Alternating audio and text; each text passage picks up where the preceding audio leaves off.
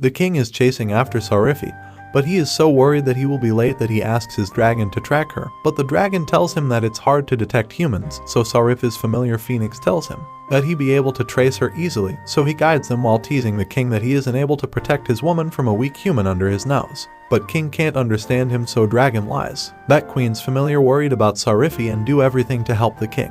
Meanwhile, Ilya arrives in a deserted area ruled by some dogs who threaten him that they will eat Sariphi, so he gets pissed off and kills them one by one, but a kid monster stands before him to save his father, but Ilya doesn't care, so Sariphi stops him and they run away. Later on, Sariphi tells him that he shouldn't be killing a little monster because he wasn't like that in the past. But he tells her that he loves her, but she rejects him, saying that she never thought about him like that, so Ilya is reminiscing about his past with his little sister, which one day, they got attacked by monsters, and his mother was eaten along with his little sister in front of him, and he couldn't do anything but run as far as he could to be safe. That's why he hates every monster. Meanwhile, the king arrives, and Ilya ties up Sariphi and starts fighting with him, and at that moment, Phoenix unties Sariphi. Meanwhile, the king doesn't hurt Ilya because Sariphi will be sad, so Ilya puts his sword in the king's stomach, and Sariphi runs towards him, worried that the king might die, but he assures her he is fine, and after that, the phoenix took care of the king's wound. And later, Ilya warns the king by saying that he is a demon lord who kills for his pleasure,